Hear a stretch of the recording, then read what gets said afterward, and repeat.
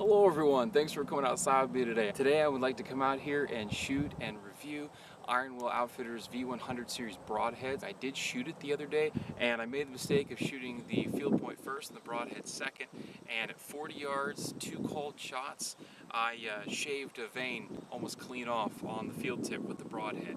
So that's pretty impressive. I've never had a field point and a Broadhead be that close together. I mean, the shafts were completely touching when I got up to the target. So today I'm out here, I want to video shooting for you guys, and I want to put the Broadhead through a durability test, if you will, and really see what it's capable of. Okay, we have the camera turned on down there. We have about I'd say 5 to 10 mile an hour crosswind coming from my left to right as you see it. So we'll see if that's showing up here in the Broadhead, but hopefully not. Hopefully I can take a pretty good shot for the camera. So here we go.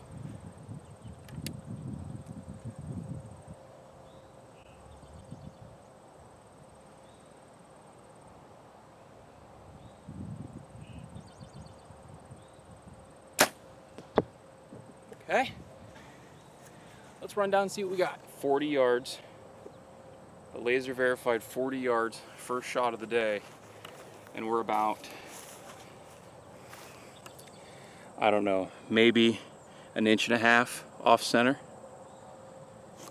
So, I mean, I didn't have to move my sight. I didn't have to adjust my rest at all. Didn't try to broadhead tune, group tune, just pulled it out and shot it.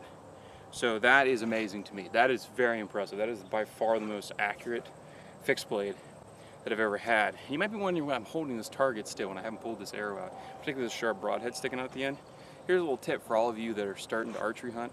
This is a Mackenzie shot blocker pro shot. You notice it's very thin. I mean, I think it's only about maybe 12, 14 inches wide. Compressed foam. It's really nice for stopping broadheads. It's still a good field point target. It's very light. That's why it fell over. But I like it because the arrow sticks all the way through. Take your broadhead and you can unscrew it right here on this end. I'm not going to do it. But you can unscrew it and then you can just pull the bare shaft out, and that keeps your broadhead from cutting back through your target and really ripping it up. Really prolongs the life of your target. So I strongly recommend that if you're going to buy a target specifically, or actually I really would encourage you to buy a target specifically for broadheads. If the broadhead shoots through it like this one, which is what I almost wanted to say it's designed to do, unscrew the broadhead wrench, or if you want to be brave, use your fingers, and then pull the bare shaft through and then re-screw your broadhead on and keep practicing. So having an accurate broadhead, of course, is very important, but it needs to be durable as well. So I have this piece of, I think it's either 5/8 or 3/4 inch plywood, or maybe some flavor of a 1/16 or 32nd off. I don't really know. All I can tell you, it's reasonably thick. This would definitely represent a deer rib cage, definitely the back end of a shoulder blade. I don't want to shoot through a whole sheet of plywood because then the force of the arrow is a lot different. This is something more indicative of what you would actually hit in the woods. It's still pretty stinking thick though, but if that broadhead smashes through here and comes out unscathed, no bent blades, nothing really broken or dinged up, that's a pretty solid broadhead in my book. So I'm gonna go put this down here in front of the target. We're at a very typical bow hunting shot here. We've moved up to 25 yards. And if it can penetrate through this or crack through this and into the target, I think we have one darn good broadhead. Okay, 25 yards, piece of plywood. Let's see if I can hit it on the first shot. Hopefully with how accurate it was at 40.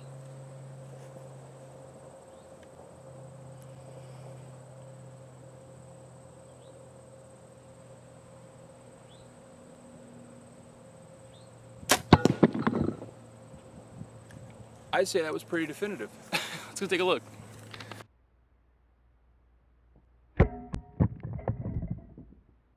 Well, I'd say that is pretty definitive. After going through this, it penetrated into the target about another 3 or 4 inches, which is pretty good considering the amount of force it took, and it also knocked the target backwards as you saw on the GoPro footage. You can see where it came in here and it cut through. You have the main blade right down here by the tip of my finger. You have the bleeders over here. Forgive my hands being covered with paint. I've been remodeling our basement for the past couple of weeks. But anyhow, I mean, that's pretty much a dead center shot right in the thickest part of that plywood, and it absolutely obliterated it. The broadhead is basically unscathed. Everything is perfectly intact as far as I can tell. The blades are still perfectly straight, and I still would not, I mean, just right there touching that, I cut through the first layer of skin of my finger. Wash this broadhead off. The tip is a little bit, just a fuzz rolled over, but I mean, what broadhead tip wouldn't be rolled over after going through a chunk of plywood like that? I haven't seen how it spins yet. Spins like a top. That's amazing. That's very impressive. The last test I would like to do is a final sharpness test. So I have the broadhead that we were just shooting. This broadhead has now been shot into a foam target of some sort 4 times, as well as going through that 3/4 inch plywood. And then I have a brand new, never opened box. We'll pull this broadhead out and we will cut it with some cut some rubber bands on both and see if this one has maintained its sharpness level just like it does right out of the box. So we're just going to take a regular sized rubber band. We're going to lightly stretch it open and we're just going to run it along the main blade, both sides, as well as both ends of the bleeders. Just give it a little bit of tension. We'll start at the tip. Okay. Cut it a little bit. Go to the bleeder. Just a little bit of a nick. Other bleeder. That one, whew, that one just did it. And we'll go to the other side of the main blade, starting at the tip, working its way down, and that one did it. Okay, so we have at least 2 out of the 4, 1 bleeder and the far side of the main blade are still pretty darn razor sharp. If we probably were to drag these with a little bit more force, yeah, we could get that side to do it as well. But I wanted to do a little bit lighter, a little bit of tension. Okay. A little bit more significant of a cut than the other one. Far bleeder.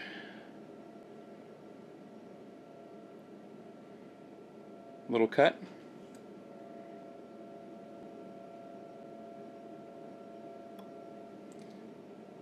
Another little cut. Far blade. Okay, that one did it. I'm going to say that I'm probably putting a little bit more pressure as I'm pulling that rubber band towards me instead of pushing it away from me. But it looks like this one, the new one, and the old already shot one are pretty much the same sharpness. For example, this one's able to cut just as much as this one is. Like I said, if I put a little bit more pressure, yeah, just a little bit more pressure, and that goes right through it. So I think I can say with 100% certainty that Iron Will V100 series broadheads are going to be in my quiver this year and for many years to come. If you're in the market for a lifetime warranty, super tough, super thick, beefy broadhead, this is definitely the way to go for you. So that's all for this video. If you have any questions about Iron Will broadheads, I put the link to their website as well as email address for their HR department down in the description below. You're always welcome to hit me over on Facebook and see how I'm liking the broadheads or any other gear I'm using. I hope you're able to get out and enjoy the sport of archery, enjoy the sport of archery hunting if you so choose, and of course enjoy God's beautiful creation, and we'll get to see you next time.